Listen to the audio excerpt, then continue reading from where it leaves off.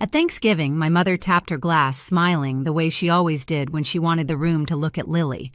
"Sister's wedding was great," she said loudly. "So, Kat, when's yours?" A few people laughed. My father kept carving turkey like it was urgent work. Lily didn't say a word, just watched me too. Still, too careful. I set my fork down. "I already had mine," I said. "You got invitations." The room dropped into a silence so sharp it felt physical. Then my dad whispered, "We never got them." So I reached into my bag, and that's when everything they'd been hiding finally surfaced. Growing up, I learned early that my family loved symmetry, perfect photos, perfect milestones, perfect stories to tell other people. And in every single one of those stories, Lily was the center. I wasn't bitter about it as a kid. I just assumed that was how families worked. One child shined, the other made room. By the time we were teenagers, the pattern wasn't a pattern anymore. It was a structure, a system. My mother curated Lily's life like it was a brand new showroom collection, dance classes, cheer tryouts, a whole gallery of awards hung in the hallway. Whenever I had my own moments, science fair ribbons, a college acceptance letter, Mom would smile politely and ask if I could take the picture later because she needed good light for Lily's new headshots.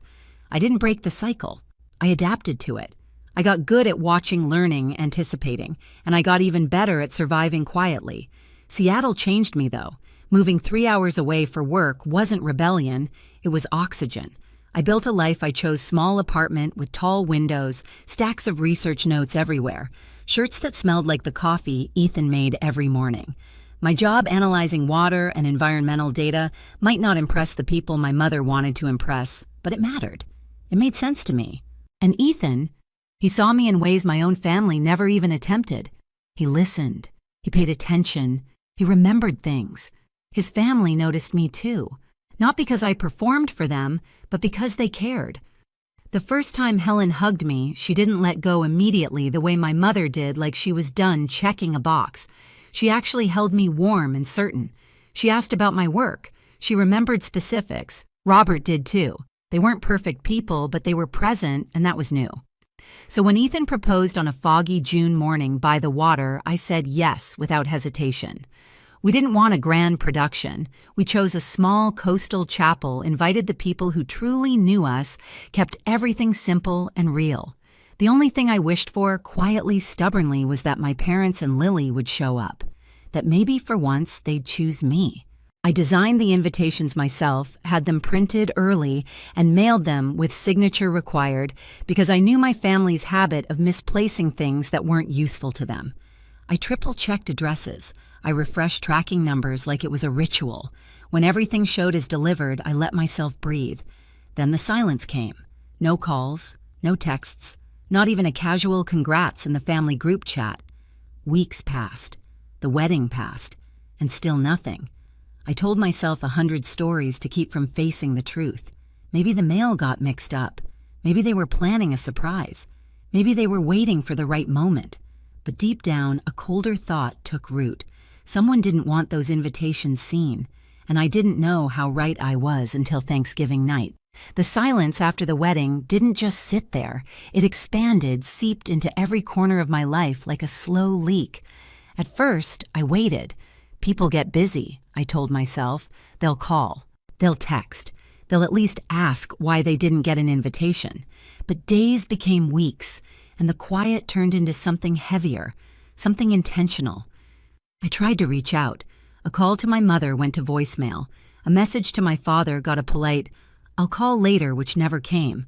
The group chat, the one we'd had since I was in college, no longer showed my name in it. I wasn't removed loudly. I was erased, quietly. I mentioned it to Ethan one night while washing dishes, trying to sound casual. "Maybe it's a glitch," I said, though my voice betrayed me. He dried his hands, glanced at me, and asked, "Kat, did they ever respond to the invitations at all?" I shook my head. Not even once. He didn't accuse. He didn't push. He just said, "Let's check the logs." He helped me navigate through email activity, something I never would have known how to do alone. And there it was, the access logs for the family email. One invitation notice opened, deleted, permanently erased. The timestamp was unmistakable. It wasn't a glitch.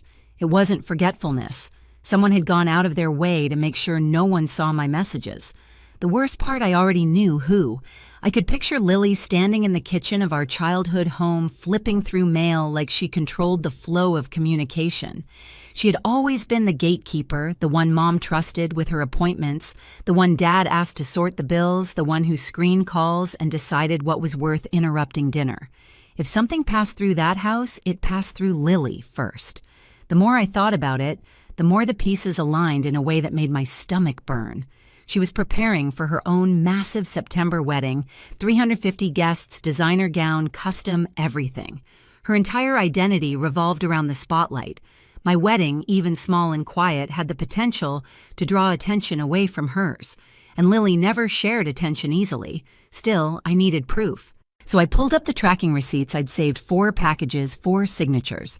My name as the sender, their address as the destination, and the signature at the bottom. One I recognized immediately, Lily's. I stared at the curl of her handwriting, felt my throat tighten. She hadn't just forgotten. She hadn't just misplaced them. She intercepted them. She made sure nobody saw my wedding at all. Ethan touched my arm gently. "Kat, what do you want to do?" I didn't have an answer right away. Anger would have been easier. Rage would have made sense. But what I felt was something deeper, something sharp and old, a familiar wound reopening. What do you do when the people you love choose not to see you? Thanksgiving was coming. I almost skipped it. Almost let them keep pretending I didn't exist. But pretending was what built this mess in the first place. So I made a different choice. I went. And I carried the truth with me. Thanksgiving always looked perfect from the outside white tablecloth polished silver, a candle in the center flickering, like it belonged in a magazine spread. But the moment I stepped through the door, I felt that old unspoken tension settling over my shoulders like a familiar coat I never asked to wear. Lily was already posing for photos near the fireplace, her husband adjusting her hair like they were shooting a holiday card. My mother fussed over the turkey, narrating every detail of Lily's September wedding to anyone within earshot. My father poured wine mechanically, eyes already tired. Not one person asked how I'd been. Not one mentioned the wedding they all missed. I took my seat at the table directly across from Lily. She didn't look at me. She didn't have to. Silence can be a performance, and she'd always been good at performing. Dinner began with the usual script praise for Lily's dress, her venue, her guest list, her connections. Every sentence was a reminder that they'd shown up for her over and over without hesitation, while they couldn't bother to acknowledge a single detail of my own life-changing day. Then my mother tapped her glass. "Sister's wedding was great," she said brightly, glancing at Lily as if to confirm. "So, Kat, when's yours?" The table chuckled. Even the turkey knife in my father's hand paused like it didn't know which side to take. Lily kept her eyes on her plate. Too still, too careful. That told me everything. For years, I would have laughed it off, let the jab slip under my skin, pretended it didn't hurt. But not this time. Not after everything they'd buried. I set my fork down gently. I already had mine. I said, my voice steady. 6 months ago. The shift in the room was immediate, like all the air had been yanked out at once. I waited a beat, let the silence land, then added, "You got invitations." Forks froze. Eyes widened. My mother's smile collapsed. My father blinked like he wasn't sure he'd heard correctly. Across from me, Lily's face didn't move. That was the tell she knew exactly where this was going, and she couldn't stop it. "Kat," my father said carefully, "we never got any invitations." There it was, the lie, the familiar deflection, the story they'd rehearsed without even knowing they were rehearsing it. I felt something inside me settle. Not anger, not revenge. Clarity. "I figured you'd say that," I replied softly. I reached into my bag, not rushing, not dramatic, and placed my phone on the table. The screen glowed, reflecting in the stemware, the candlelight catching its edges like a blade. Every pair of eyes locked onto it. This was the line I'd never crossed before, the boundary I'd never drawn. The moment I stopped allowing myself to be rewritten, and as I tapped the screen to open the receipts, the truth rose in my chest like a tide ready to break. The moment my thumb touched the screen, the room shifted. It wasn't loud. It wasn't chaotic. It was quiet, in the way storms get quiet right before they level a coastline. The receipts opened in a neat little list, 4 deliveries, 4 signatures, all marked received. I zoomed into the first one and rotated the phone so the entire table could see. The looping, confident signature at the bottom was unmistakable. Lily. My mother gasped softly, her hand flying to her mouth. My father leaned forward like he needed to see the truth up close or it wouldn't count. Ryan stiffened in his chair, his eyes darting from the screen to his wife like someone had suddenly spoken a language he didn't know she understood. Lily didn't move. Her face didn't even twitch. I could feel my pulse in my fingertips, but my voice came out calm too. Calm. These were delivered April 23rd, I said. All 4 invitations. Signed for by Lily. Dead silence again. But this time it wasn't surprise. It was exposure. Kat, my father whispered this. This must be a mistake. It's not, I said, swiping to the next screenshot. This is the tracking log from the Postal Service. Priority mail. Signature required. All confirmed, all delivered. I paused, then added quietly, and all intercepted. My mother shook her head. No. No, that makes no sense. Lily would never. Oh, stop, I said gently. Not harsh, just done. You keep saying what Lily wouldn't do, but you never look at what she actually does. That landed. My mother froze. Ryan finally spoke, his voice low. Lily, did you sign for these? Lily blinked. Not slow, not thoughtful, but mechanical, like she was trying to reboot her expression. I don't remember. Sometimes I grabbed the mail, but I didn't see any invitations. I stayed quiet. I'd learned a long time ago that silence is sometimes louder than any accusation. So I let it sit. My father, staring hard at Lily, now said, You didn't see 4 packages from your sister. Around the time you knew she was engaged. It's not my job to track everyone's mail. Lily snapped back, the first crack in her composure sharp enough to cut. It was the wrong move. My mother reached toward her. Sweetheart, no, I said, my voice still calm. Let her talk. She's been talking for years. Lily glared at me. What's that supposed to mean? I didn't answer the question. I swiped to the last screenshot, the email log Ethan helped me access. This, I said quietly, is the activity log for the family email account. The wedding announcement email I sent in April was opened from this house, then deleted. Immediately. My father's jaw tightened. Who has access to that account? Everyone at the table knew the answer. Everyone always knew the answer. Lily finally broke. I didn't delete anything she said too fast. I tilted my head. Then why does it show your device ID? Her mouth opened. Closed. Opened again. Maybe I clicked it by accident. I don't know, why are you attacking me? I'm not attacking you, I said. I'm showing you what you did. My mother exhaled harshly. Why would Lily ever hide your invitations? Why would she sabotage your wedding? That's ridiculous. There it was, the sentence she'd been polishing my entire life. The defense she used for every bruise Lily ever left on me. Why, I repeated. Because my wedding happened in June. Hers was in September. I turned to Lily. Because you didn't want anyone talking about mine before yours. Lily flinched like I'd slapped her with the truth she'd been trying to outrun. That's insane, Lily hissed. You always twist things to make me look bad. No, I said, voice steady. You did that yourself. Ryan's chair scraped the floor as he stood. Lily, is this true? She stared down at her napkin, her breath shaking. Everyone always thinks Kat is so innocent. She never needs anything. She never wants anything. She ruins nothing for anyone. She just exists and makes everyone feel what I asked softly. Makes everyone feel what she shot to her feet. Feel guilty. Feel small. Feel like she doesn't even have to try, huh? There it was, the real confession. Not about the invitations, but about every year before them. I leaned back slightly. So you hid my wedding because... What? Because it was quiet, because it didn't compete with your 6-tier cake and rented string quartet. That's not... She gasped, but the truth was already hanging in the air like smoke. Kat, my father said desperately, we didn't know. If we'd known, we would have...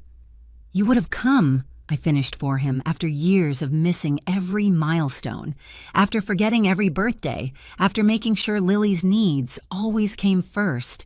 He closed his eyes. My mother's face twisted. "You can't put all that on us." "We did our best, no," I said.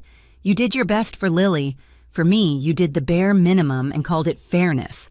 Lily sat down abruptly, her shoulders collapsing. Even she couldn't defend that. The weight of decades pressed into my chest, not as grief anymore, but as clarity.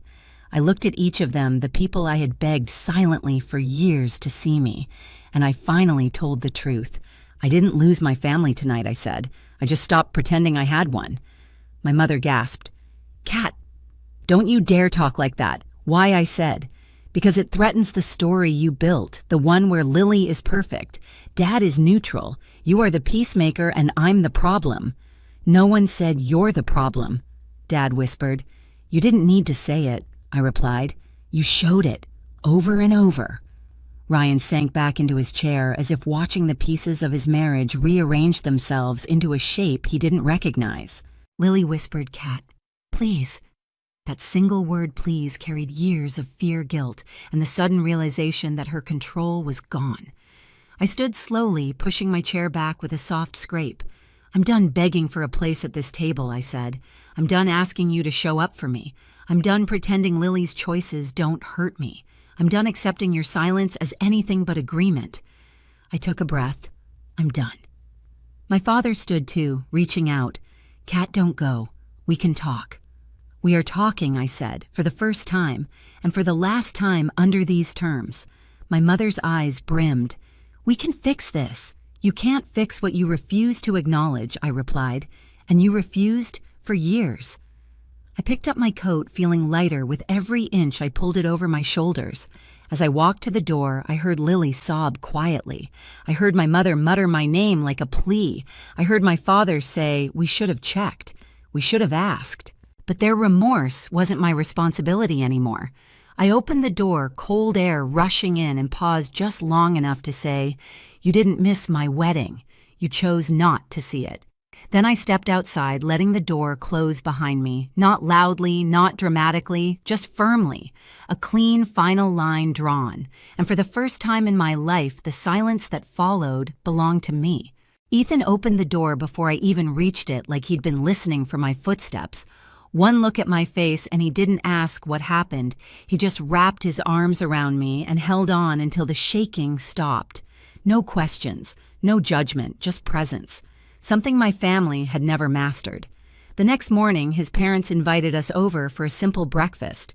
No ceremony, no pity, just warm food, real conversation, and the kind of attention that doesn't have to be earned.